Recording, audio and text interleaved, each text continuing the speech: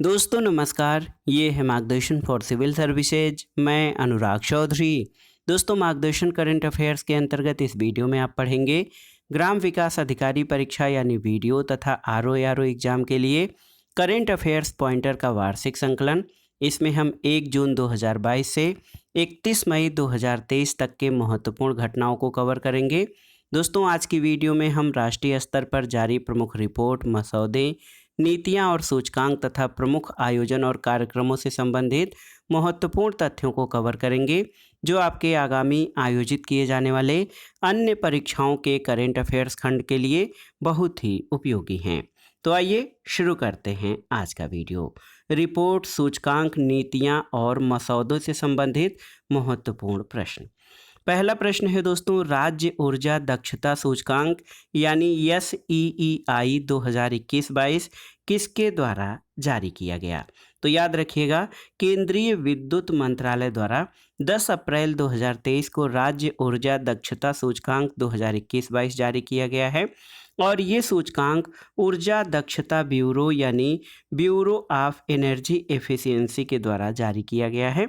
और किसके सहयोग से? तो याद रखिएगा, alliance for the energy efficient economy के सहयोग से ऊर्जा दक्षता सूचकांक राज्य स्तरीय जारी किया गया है।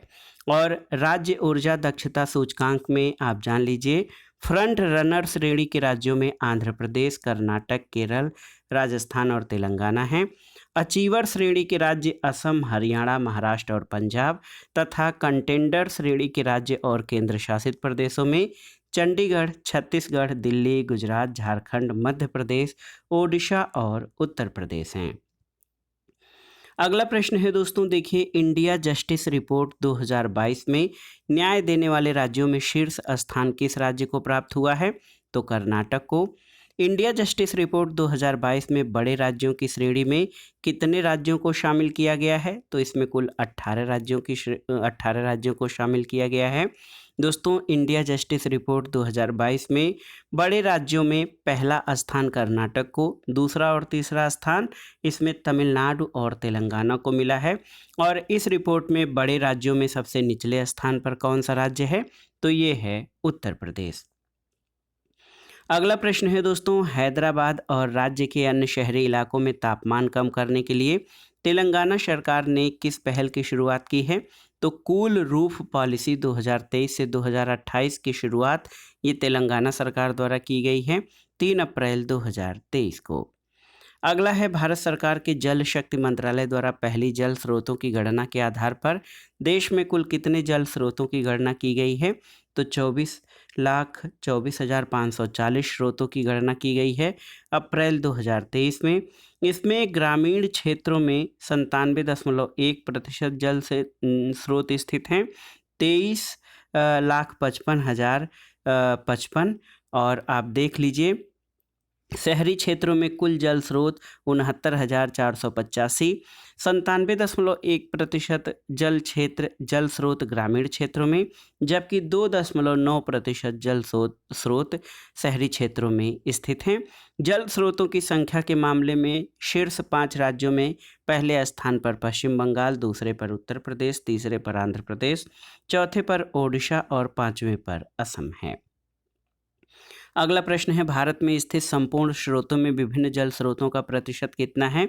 तो जो भारत में संपूर्ण जल स्रोत हैं उसमें तालाब 59.5%, टैंक 15.7%, जलाशय 12.1%, जल संरक्षण योजनाएं, रिसाव टैंक, चेक बांध 9.3%, झीलें 0.9% और अन्य 2.5% हैं। दोस्तों इस जल स्रोत गणना के अनुसार निजी स्वामित्व वाले जल स्रोतों का प्रतिशत कितना है? तो ये 55.2% जल स्रोत जो हैं वो निजी स्वामित्व के हैं। सार्वजनिक स्वामित्व के जल स्रोतों का प्रतिशत 44.8 है। दोस्तों इस गणना में शामिल कितने प्रतिशत जल स्रोत मानव निर्मित और प्राकृतिक हैं? तो मानव निर्मित 78% और 22% प्राकृतिक जल स्रोत हैं, जो केंद्रीय जल शक्ति मंत्रालय द्वारा जल स्रोतों की गणना की गई है। अगला प्रश्न है राष्ट्रीय भू स्थानिक नीति 2022 यानी नेशनल जियो स्पैटिकल पॉलिसी 2022 को भारत सरकार के किस मंत्रालय द्वारा अधिसूचित किया गया है? तो ये विज्ञान और प्रौद्योगिकी मंत्रालय के द्वारा।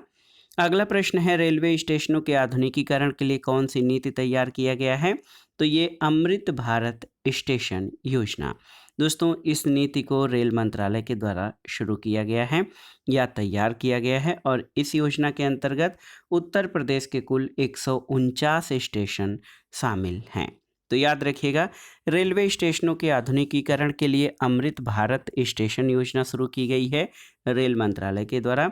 एक यूपी स्पेशल के लिए इम्पॉर्टेंट तथ्य आपके लिए है कि इसमें या अमृत भारत स्टेशन योजना में उत्तर प्रदेश के कुल 149 स्टेशन शामिल किए गए हैं। अगला प्रश्न है सामाजिक प्रगति सूचकांक भारत के राज्य और जिले रिपोर्ट किसके द्वारा जारी किया जाता है? तो ये प्रधानमंत्री की आर्थिक सलाहकार परिषद द्वारा जारी किया जाता है और इस रिपोर्ट को institute of competitiveness and social progress interpretive द्वारा तैयार किया गया है उसके सहयोग से। रिपोर्ट में अति उच्च सामाजिक प्रगति वाले शीर्ष 3 राज्य कौन से हैं? तो आप जान लीजिए पुडुचेरी, इसका स्कोर 65.99, लक्षद्वीप का 65.89 और तीसरे स्थान पर गोवा है जिसका स्कोर 65.53 है। रिपोर्ट में उच्च सामाजिक प्रगति वाला शीर्ष राज्य केंद्र शासित प्रदेश ये जम्मू कश्मीर 60.76%, उच्च मध्यम सामाजिक प्रगति श्रेणी का जो शीर्ष राज्य है उत्तराखंड 58.26 स्कोर और इसका समग्र रैंक 16 है।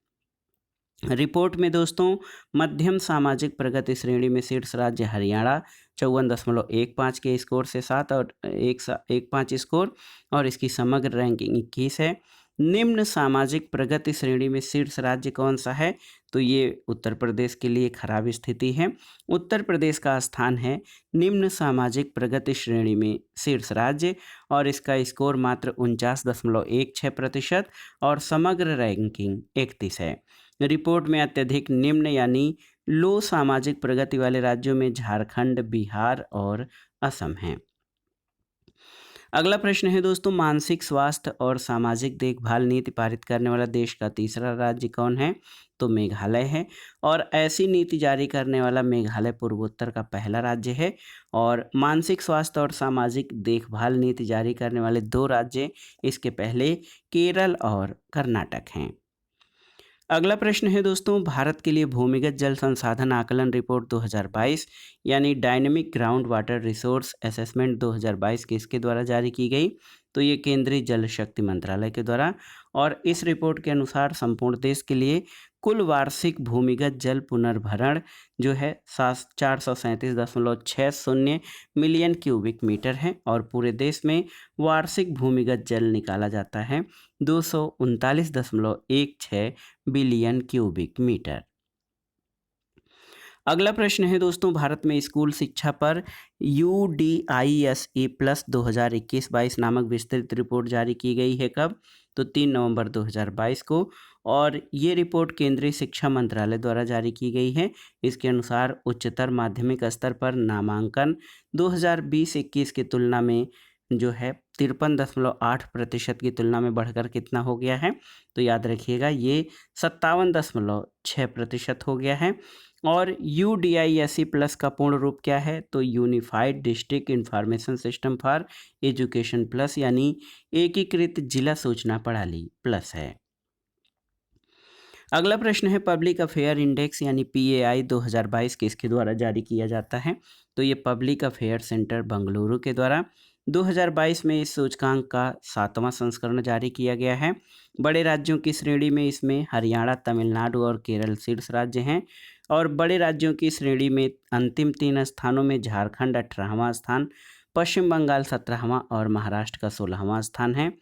बड़े राज्यों की श्रेणी में उत्तर प्रदेश का कौन सा स्थान? तो याद रखिएगा 12वां स्थान है और छोटे राज्यों की श्रेणी में सिक्किम, हिमाचल प्रदेश तथा उत्तराखंड है। छोटे राज्यों की श्रेणी में अंतिम स्थान पर नागालैंड है। अगला प्रश्न है दोस्तों स्वच्छ सर्वेक्षण ग्रामीण 2022 रिपोर्ट किसके द्वारा पूर्ण किया गया? तो पेयजल और स्वच्छता विभाग के द्वारा। SSG स्वच्छ सर्वेक्षण ग्रामीण 2022 के तहत बड़े राज्यों में 30 लाख से अधिक आबादी वाले शीर्ष 3 स्थान इसमें देखिए तेलंगाना, हरियाणा और तमिलनाडु ने प्राप्त किए हैं। स्वच्छ सर्वेक्षण ग्रामीण 2022 में छोटे राज्यों और केंद्र शासित प्रदेशों में शीर्ष स्थान पर अंडमान और निकोबार द्वीप समूह हैं और SSG 2022 के तहत शीर्ष 3 जिले, पहले स्थान पर हरियाणा का भिवानी, दूसरे स्थान पर तेलंगाना का जगित्याल और तीसरे स्थान पर तेलंगाना का निजामाबाद जिला स्थित है। अगला प्रश्न है दोस्तों, राष्ट्रपति द्वारा स्वच्छ सर्वेक्षण 2022 के परिणामों की घोषणा कब की गई है? तो 1 अक्टूबर 2022 को। स्वच्छ सर्वेक्षण 2022 में भारत का सबसे स्वच्छ शहर किसे घोषित किया गया है? तो इंदौर को लगातार 6वीं बार। भारत का पहला 7 स्टार कचरा मुक्त शहर किसे घोषित किया गया है? इंदौर को। और स्वच्छ शहरों की रैंकिंग में 1 लाख से 10 लाख जनसंख्या वाले शीर्ष शहर कौन से हैं? तो तिरुपति पहले स्थान पर, मैसूरू दूसरे और नई दिल्ली तीसरे स्थान पर है। इसमें दोस्तों 1 लाख से अधिक जनसंख्या की श्रेणी में किन शहरों ने शीर्ष 3 स्थान प्राप्त किया है? तो इसमें इंदौर का पहला स्थान, सूरत का दूसरा और नवी मुंबई का तीसरा स्थान है। अगला है कि भारत की सबसे स्वच्छ छावनी यानी कैंट किसे घोषित किया गया? देवलाली महाराष्ट्र को। 1 लाख से कम जनसंख्या की श्रेणी में कौन सा गंगा नगर या शहर शीर्ष स्थान पर है? तो ये उत्तर प्रदेश का बिजनौर जो गंगा नदी के तट पर है। 1 लाख से अधिक जनसंख्या की श्रेणी में किस गंगा नगर को शीर्ष स्थान प्राप्त दिया गया है? तो हरिद्वार उत्तराखंड को। और स्वच्छ सर्वेक्षण 2022 में किस राज्य को 100 से कम ULBS की श्रेणी में शीर्ष स्थान प्रदान किया गया है? तो दोस्तों त्रिपुरा को। और स्वच्छ सर्वेक्षण 2022 में किस राज्य को 100 से अधिक ULBS की श्रेणी में शीर्ष स्थान मिला है? तो ये मध्य प्रदेश को। और देखिए स्वच्छ सर्वेक्षण 2022 में किस शहर को सफाई मित्र सुरक्षा चुनौती में सर्वश्रेष्ठ शहर का पुरस्कार मिला है? तो तिरुपति आंध्र प्रदेश को। और इस वर्ष के स्वच्छ सर्वेक्षण में कुल 4354 शहरों का आकलन किया गया है। अगला प्रश्न है 2021-22 के लिए भारत में सूचना आयोग के प्रदर्शन पर रिपोर्ट कार्ड किसके द्वारा जारी किया गया? तो सतर्क नागरिक संगठन के द्वारा। और रिपोर्ट कार्ड का आधार था सूचना के अधिकार के तहत दिए गए जवाब। और इस रिपोर्ट कार्ड के अनुसार देश के वे 2 राज्य जहां स्थित सूचना आयोग पूरी तरह से निष्क्रिय है, तो झारखंड और त्रिपुरा में। अगला प्रश्न है दोस्तों, उपराष्ट्रपति द्वारा भारत पर्यटन सांख्यिकी 2022 शीर्षक से रिपोर्ट किस अवसर पर जारी किया गया? तो ये 27 सितंबर 2022 को विश्व पर्यटन दिवस पर। और इस रिपोर्ट को पर्यटन मंत्रालय द्वारा तैयार किया गया है। यह इस रिपोर्ट का 63वां संस्करण है। तो याद रखिएगा, विश्व पर्यटन दिवस पर जो है भारत पर्यटन सांख्यिकी 2022 रिपोर्ट जारी की गई। अगला है पोषण अभियान पर चौथी प्रगति रिपोर्ट किसके द्वारा जारी की गई? तो नीति आयोग द्वारा 1 सितंबर 2022 को।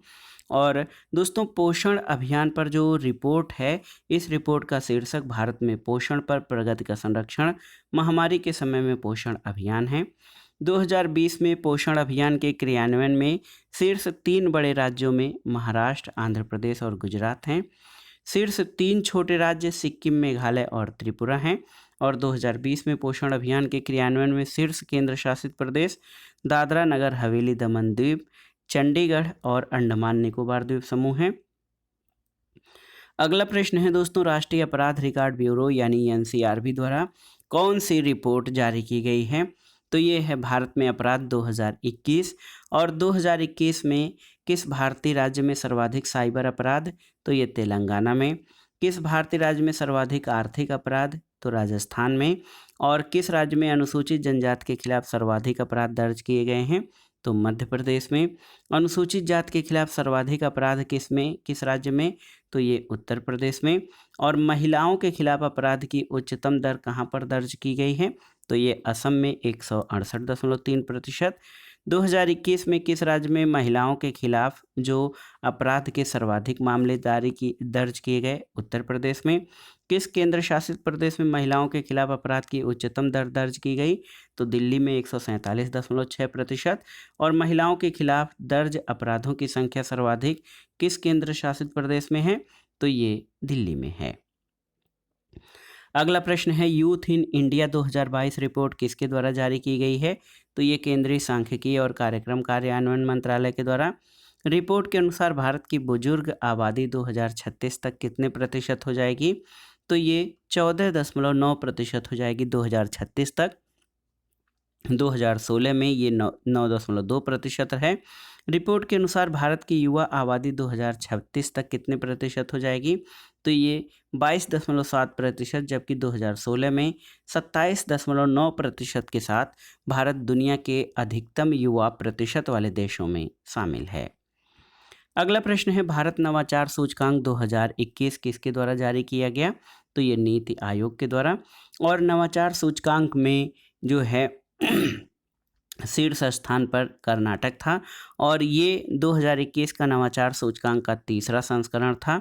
पूर्वोत्तर और पहाड़ी राज्यों की श्रेणी में शीर्ष स्थान पर इसमें मणिपुर है और केंद्र शासित प्रदेशों और शहरी राज्यों की श्रेणी में शीर्ष स्थान पर चंडीगढ़ है। और एक और महत्वपूर्ण तथ्य याद रखिएगा, नवाचार सूचकांक में जो भारत का है इसमें उत्तर प्रदेश 7वें स्थान पर है। अगला प्रश्न है केंद्रीय शिक्षा मंत्रालय द्वारा राष्ट्रीय संस्थागत रैंकिंग फ्रेमवर्क का 2022 में कौन सा संस्करण जारी किया गया? तो ये 7वां है। NIRF इंडिया रैंकिंग 2022 में कौन सा संस्थान ओवरऑल श्रेणी में पहले स्थान पर रहा? तो IIT मद्रास। इंजीनियरिंग श्रेणी में पहला स्थान IIT मद्रास ने और विश्वविद्यालयों की श्रेणी में प्रथम स्थान भारतीय विज्ञान संस्थान बेंगलुरु ने प्राप्त किया है। अनुसंधान संस्थानों की श्रेणी में भारतीय विज्ञान संस्थान बेंगलुरु, प्रबंधन श्रेणी में IIM अहमदाबाद गुजरात, चिकित्सा श्रेणी में पहला स्थान एम्स नई दिल्ली, फार्मेसी श्रेणी में पहला स्थान जामिया हमदर्द नई दिल्ली, कॉलेजों की श्रेणी में पहला स्थान मिरांडा हाउस नई दिल्ली। और देखिए आर्किटेक्चर विषय में पहला स्थान IIT रुड़की, कानून श्रेणी में पहला स्थान national law school of India university Bengaluru, dental विषय में शीर्ष स्थान Savita institute of medical and technical sciences Chennai. और यहाँ पर है किस केंद्रीय मंत्रालय द्वारा पहली बार performance grading index for district report जारी की गई? तो शिक्षा मंत्रालय के द्वारा। और ये रिपोर्ट 2018-19 और 19-20 के लिए जारी की गई है। इस रिपोर्ट के अनुसार 19-20 में भारत में स्कूल शिक्षा में सर्वश्रेष्ठ प्रदर्शन करने वाला जिला सीकर राजस्थान है।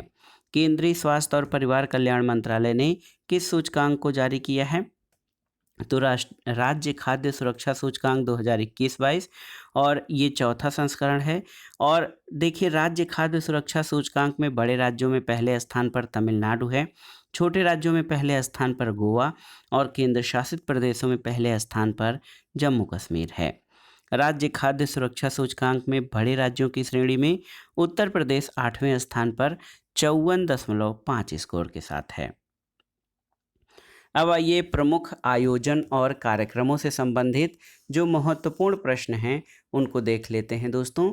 और ये प्रश्न भी बहुत ही इम्पोर्टेंट हैं आपके लिए। पहला है देखिए किस कार्यक्रम को 3 से 6 वर्ष तक के बच्चों को पोषण के साथ बेहतर शिक्षा देने के लिए शुरू किया गया है? ये आप देखिए बहुत ही महत्वपूर्ण प्रश्न है। तो उत्तर है पोषण भी पढ़ाई भी। ये 3 से 6 वर्ष आयु वर्ग भी याद रखिएगा। 3 से 6 वर्ष आयु वर्ग के बच्चों को पोषण के साथ बेहतर शिक्षा देने के लिए शुरू किया गया है। और पोषण भी पढ़ाई भी कार्यक्रम का शुभारंभ स्मृति ईरानी के द्वारा किया गया है। और ये किस मिशन के तहत शुरू किया गया है? तो ये सक्षम आंगनवाड़ी और पोषण 2.0 मिशन के तहत। अगला प्रश्न है दोस्तों किस जिले में उत्तर प्रदेश सरकार ने रामलैंड नामक एक थीम पार्क विकसित करने की घोषणा की है? तो अयोध्या में। और किसकी तर्ज पर? तो याद रखिएगा डिज्नीलैंड USA की तर्ज पर पर्यटकों को आकर्षित करने के लिए इस पार्क को विकसित करने की घोषणा की गई है। अगला प्रश्न है किस जिले में उत्तर प्रदेश का पहला फार्मा पार्क विकसित करने की घोषणा की गई है? तो ललितपुर में। भारत की पहली अंडर वाटर सी टनल का अनावरण कब होगा? तो नवंबर 2023 में। और दोस्तों ये अंडर वाटर सी टनल ये मुंबई में इसका निर्माण किया जा रहा है। अगला प्रश्न है दोस्तों मन की बात की 100वीं कड़ी का प्रसारण कब किया गया? तो 30 अप्रैल 2023 को। मन की बात कार्यक्रम का पहला एपिसोड 3 अक्टूबर 2014 को शुरू हुआ था। अगला प्रश्न है, लोकसभा अध्यक्ष ओम बिरला ने प्रत्येक माँ और बच्चे को स्वस्थ रखने के लिए किस अभियान का शुभारंभ किया है? तो ये सुपोषित माँ अभियान है। दोस्तों, सुपोषित माँ अभियान का शुभारंभ कोटा, राजस्थान में किया गया है। अगले प्रश्न पर आते हैं, विश्व के सबसे बड़े दिव्यांग पार्क अनुभूति समावेशी पार्क की आधारशिला कहाँ रखी गई है? तो नागपुर, महाराष्ट्र में 20 फरवरी 2023 को इसकी आधारशिला केंद्रीय मंत्री नितिन गडकरी के द्वारा रखी गई है। अगला प्रश्न है, रिवर सिटीज अलायंस के सदस्यों की वार्षिक बैठक धारा 2023 कहाँ आयोजित की गई? तो पुणे, महाराष्ट्र में। धारा से क्या तात्पर्य है? तो driving holistic action for urban river, यानी शहरी नदियों के लिए समग्र कार्रवाई का संचालन, ये धारा का फुल फॉर्म है। अगला प्रश्न है, स्वच्छ दृष्टि समृद्ध काशी अभियान संबंधित है किससे? तो ये मोतियाबिंद के इलाज से। और स्वस्थ दृष्टि समृद्ध काशी अभियान कहाँ से संचालित हुआ है? तो ये वाराणसी से। अगला प्रश्न आते हैं दोस्तों, बहुत ही महत्वपूर्ण प्रश्न है। आप देख सकते हैं कि किस जगह 8वां रायसीना डायलॉग, देखिए बहुत ही महत्वपूर्ण प्रश्न है आपके लिए दोस्तों, कि किस जगह पर रायसीना डायलॉग, दोस्तों आपको बताना है कि 8वां रायसीना डायलॉग 2023 का आयोजन किया गया। तो 2 से 4 मार्च 2023 में रायसीना डायलॉग नई दिल्ली में आयोजित की गई। और रायसीना डायलॉग 2023 का विषय है provocation, uncertainty, turbulence, lighthouse in the tempest. 8वें रायसीना डायलॉग में मुख्य अतिथि जॉर्जिया मेलोनी थी, जो कि इटली की प्रधानमंत्री हैं। रायसीना डायलॉग प्रतिवर्ष जो है 2016 से आयोजित किया जा रहा है। अगला प्रश्न है दोस्तों, अगला प्रश्न देखिए, महत्वपूर्ण प्रश्न है कि वैभव फेलोशिप भारत सरकार के किस मंत्रालय द्वारा प्रारंभ किया जाता है? तो ये विज्ञान और प्रौद्योगिकी मंत्रालय के द्वारा। ये वैभव फेलोशिप किसके लिए है? भारतीय प्रवासियों के लिए ये फेलोशिप है। अगला प्रश्न है दोस्तों, राष्ट्रीय स्वच्छ गंगा मिशन द्वारा युवाओं को जल संरक्षण से जोड़ने के लिए कितने विश्वविद्यालयों के साथ समझौते पर हस्ताक्षर किया गया है?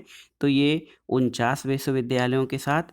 और राष्ट्रीय स्वच्छ गंगा मिशन द्वारा ये समझौता किस कार्यक्रम के दौरान किया गया? तो नमामि गंगे यूनिवर्सिटी कनेक्ट के तहत। इस कार्यक्रम का विषय था igniting young minds, rejuvenating reverse. अगला प्रश्न है दोस्तों, स्वच्छोत्सव 2023 के तहत अक्टूबर 2024 तक कितने शहरों को 3 स्टार कचरा मुक्त बनाने का लक्ष्य रखा गया है?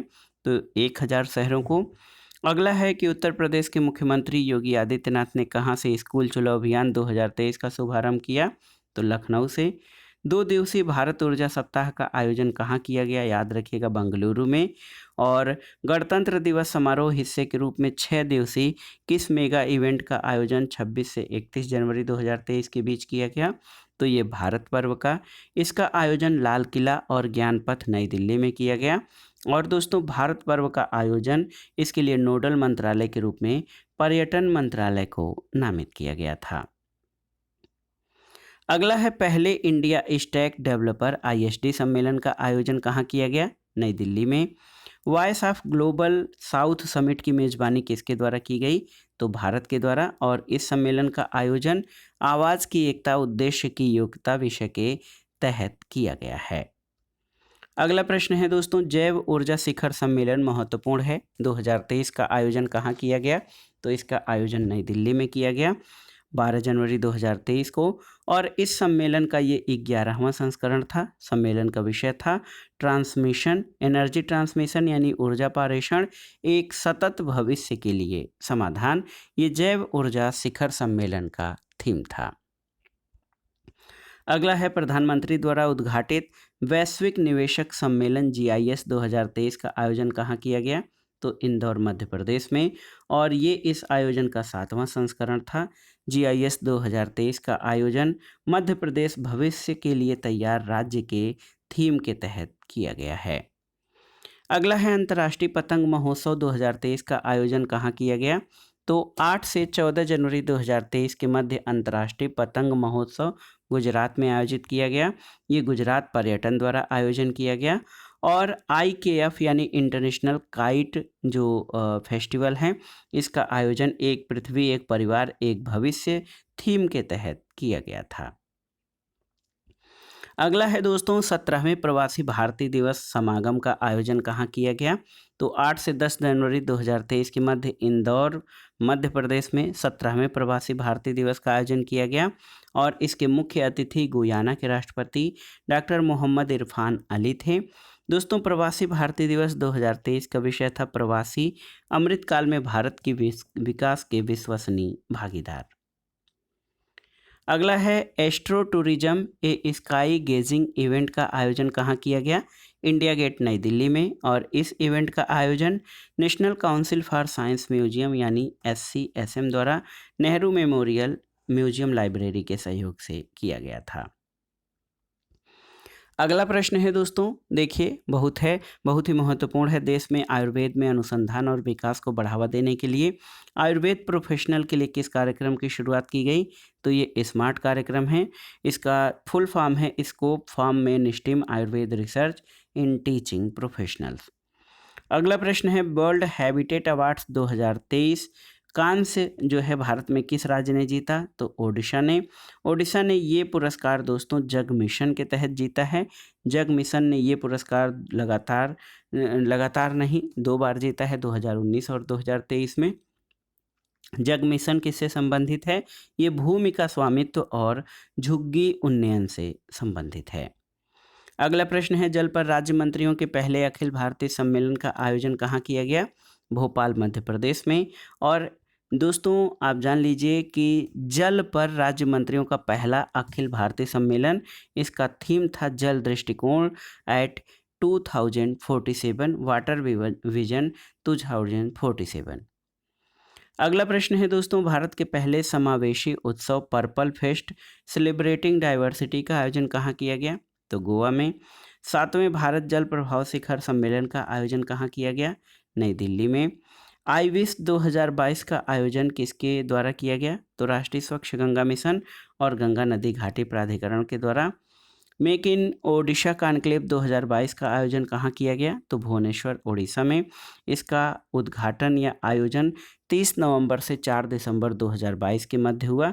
मेक इन ओडिशा कॉन्क्लेव 2022 का ये तीसरा संस्करण था, पहला 2016 में और दूसरा 2018 में आयोजित किया गया था।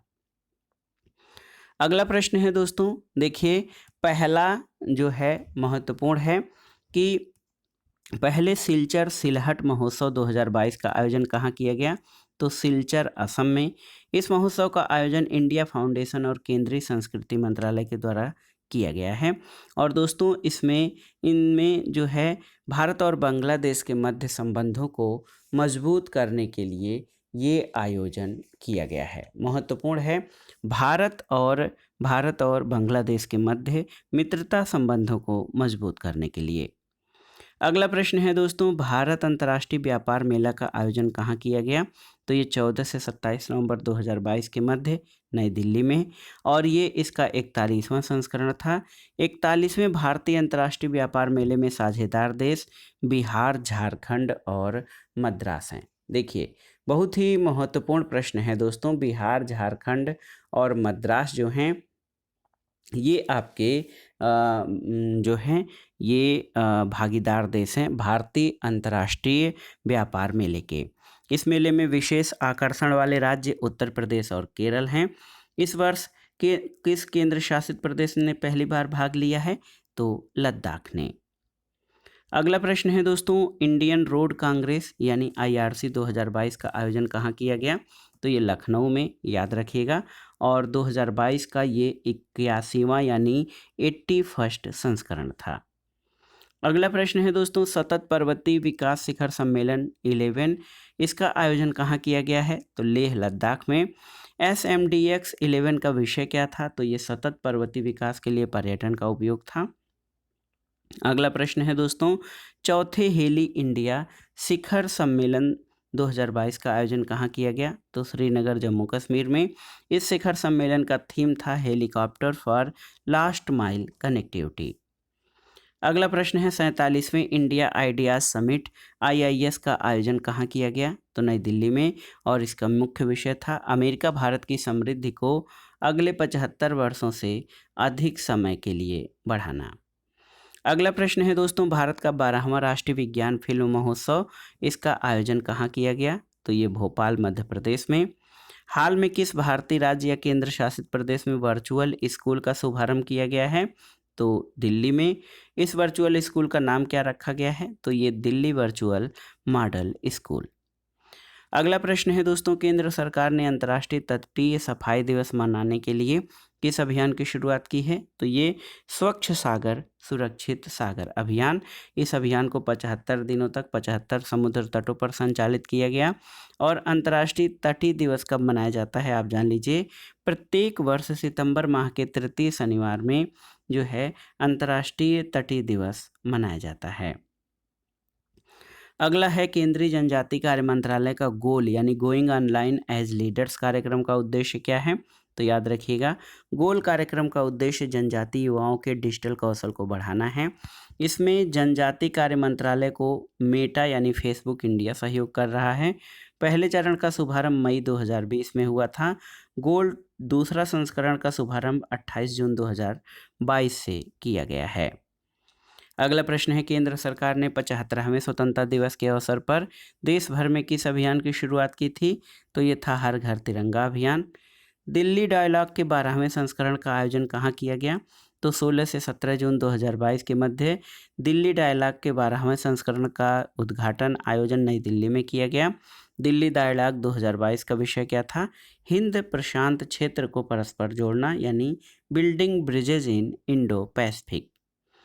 अगला है दोस्तों, आप जान लीजिए कि गुजरात में नमक उत्पादन कार्य से जुड़ी महिला श्रमिकों को अक्षय ऊर्जा के क्षेत्र कार्य में प्रशिक्षित करने के लिए किस पहल की शुरुआत की गई है? तो ये है प्रोजेक्ट सूर्य। और आप देख सकते हैं इस प्रोजेक्ट को रिन्यू के द्वारा शुरू किया गया है। रिन्यू ने इस पहल को जो है संयुक्त राष्ट्र पर्यावरण कार्यक्रम और स्वनियोजित महिला संघ यानी सेवा के सहयोग से किया जा रहा है।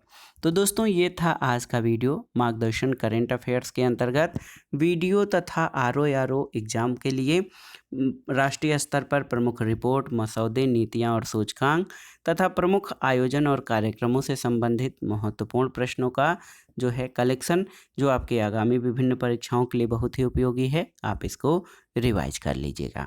वीडियो आपको कैसा लगा हमें कमेंट बॉक्स में ज़रूर बताइएगा। वीडियो को लाइक करें, शेयर करें और इस चैनल मार्गदर्शन फॉर सिविल सर्विसेज को सब्सक्राइब करें। वीडियो देखने के लिए धन्यवाद दोस्तों, नमस्कार।